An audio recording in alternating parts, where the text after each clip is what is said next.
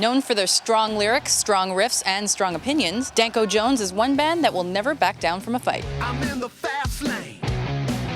Hi, I'm Rebecca Brayton and welcome to WatchMojo.com. And today we speak with lead singer Danko about his opinions on sex and rock and roll. I get high on speed, and I love it loud. Deep down inside, every person who steps on stage in the public forum or the public eye, whether it's in front of 10 people or 100 people or 1,000 people, want to be bigger, want more people to like them, or else you would just stay in your room. The moment you take it outside of your room, you're looking for public adulation, however big or small. And anyone who says no are liars. Throughout the band's history, you've been told to kind of water down the sound a bit to become more mainstream. Tell us a bit more about that and why you refused to listen. When we started this band, we followed in the likes of bands like the Gories and the Oblivions and the Blues Explosion, Pussy Galore, all that kind of stuff. They were never mainstream, so we just wanted to go where they were going. Once we did that, we wanted to kind of see how far we can go and if we can get in front of bigger crowds. That was exciting to us. Like to make out and have fun.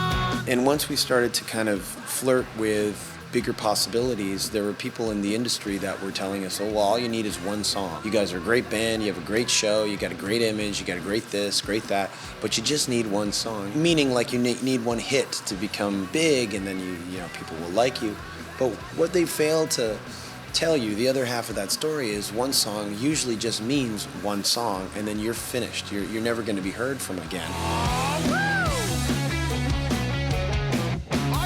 I couldn't marry the fact that just one song with my desire to make like 30 albums. And at the time, we're talking like late 90s, that's what everybody was doing. It was single-oriented radio, it was single-oriented record labels. And eventually, with the advent of downloading, that way of thinking bottomed out the industry. And it's their fault. Thankfully, we didn't really fall for that. And we just kind of kept going and doing what we thought was the right thing to do, which was to play live.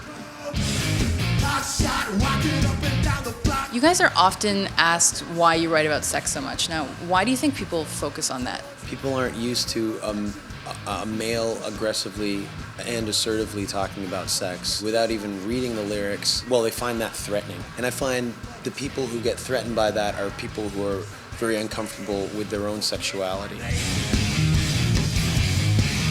There's nothing threatening in my lyrics.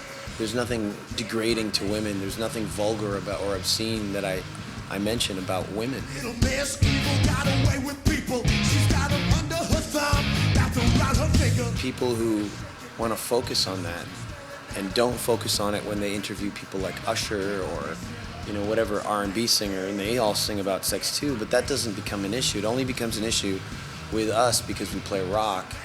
I find that really weird. And when you throw it back in their face, they don't know what to say. You've also said that European audiences tend to be more receptive to kind of harder rock. Why do you think that's the case? It's just the way their culture, the whole European as a continent, view rock and roll differently than North America.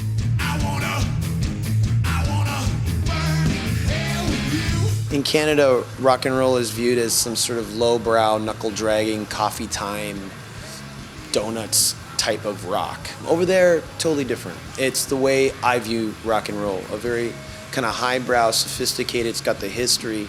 It's not easy to play, as opposed to some indie rockers that, for some reason, it's very, very simple to play. I don't know what everybody's gushing about. There's so many layers about rock and roll that you can go into and dissect for hours and hours with someone who knows that genre of music. And I find that I have these conversations with people in Europe. I don't have them in Canada, very few and far between. Forget my name.